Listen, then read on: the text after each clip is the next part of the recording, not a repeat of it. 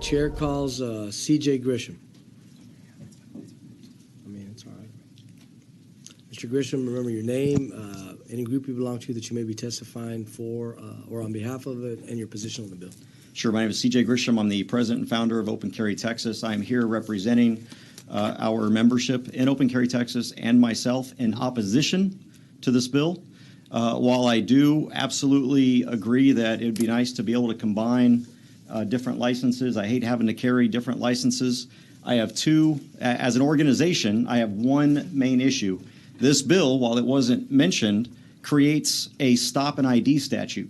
What this bill has done is it changes the language under Section 1 that a law enforcement officer can stop me for the simple fact that I'm carrying a firearm. It makes a requirement that if an officer demands my license to carry, I have to provide it for no reason at all. So this violates several Supreme Court decisions and court decisions. I've got a list of these: Brown v. Texas, Nathaniel Black v. U.S., U.S. v. DeBerry, Delaware v. Pruse, Terry v. Ohio. So this legislature, when we passed open carry, specifically said in both chambers that law enforcement does not have the right to stop and identify people. Gun owners should not have to worry about being enjoying a hamburger with their family, walking down the street, and then just have a law enforcement officer come up and say, hey, I see you're open carry, let me see some ID. Mr. Chairman, I have a question. Yeah. I may be able to save you a lot of time. Mr. Tinderholt? Thank you very much, Mr. Chairman. I'm trying to save you time. Yes. If the author were willing to work with us and potentially remove the LTC piece from it, and you had to carry a separate license, would you oppose it at that point? Our opposition is not that they're combined. Our opposition is that Section 1 changes Government Code 411.205, which is the requirement to display a license. So what I'm saying is, if we all still had to carry a separate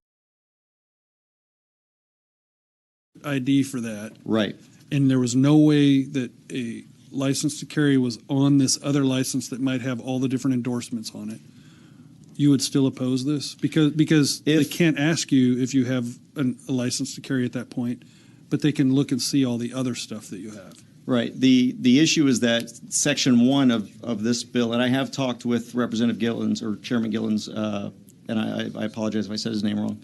I have talked with his staff about this. We could support it without Section 1, but if it's going to create a stop and ID, which it does, we are absolutely going to oppose it. Whether it's separate, together, combined, it doesn't matter. Section 1 is what creates that requirement to ID. Okay. I get the impression he's willing to work with folks, so Yes. I wanted to save you a 10-minute testimony if we could. So. And on a personal level, I would not support this because of the automatic voter registration. Well, so those are the two issues that I have personally, and the one issue on Open Carry Texas that we have as an organization. Okay. Thank you, sir.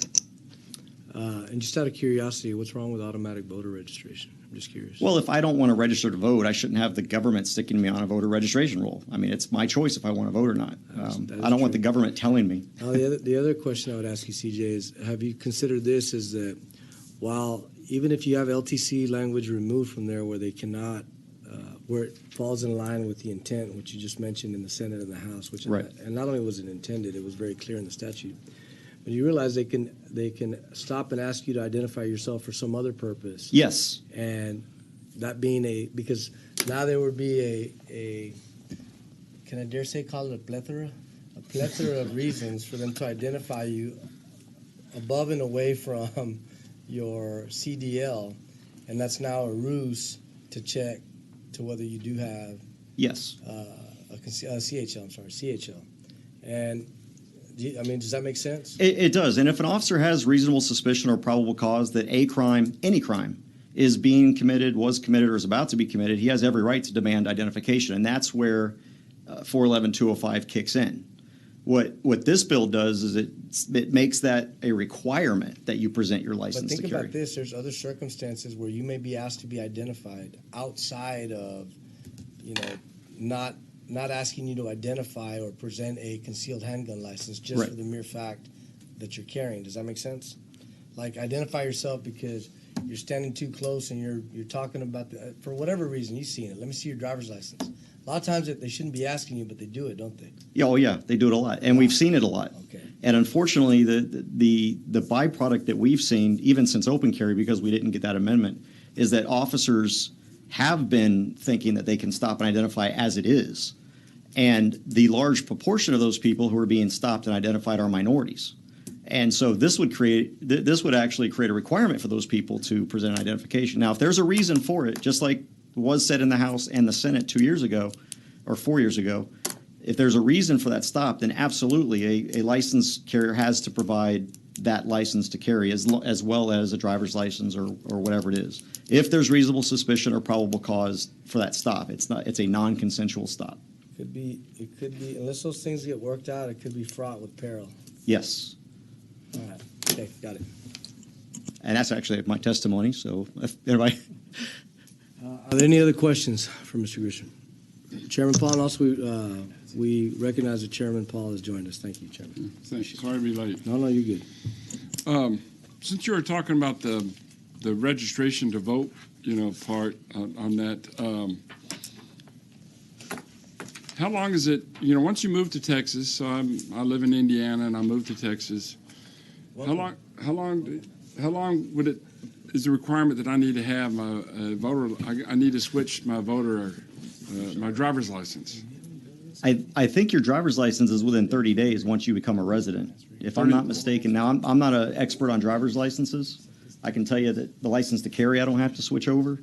But for a driver's license, I believe once you become a resident, you have 30 days. But you have to I'm not an expert become a on that. resident first, or it's just 30 days after you move? 30 days from establishing residency. But the requirement that you're eligible to vote isn't it like 90 days or the time difference is different. So if you move your driver's license and automatically register your vote, you're not eligible to vote yet. Right.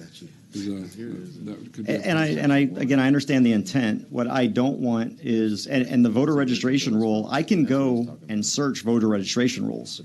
So if I don't want to register the vote so that I'm not on a searchable database, I should have that right to not be on that voter I registration. understand with that. Yeah, if you didn't want to vote and do a part of it, and people. No, I people think it's do. wrong. Everyone should vote. Yeah, I know, but I'm saying it is your choice. Yes. All right. Even those that registered don't. But all right, thank you a lot. I just Yes, wanted sir. to clarify that. Thanks. Thank you, Chairman. Thanks, CJ. All right. Thanks.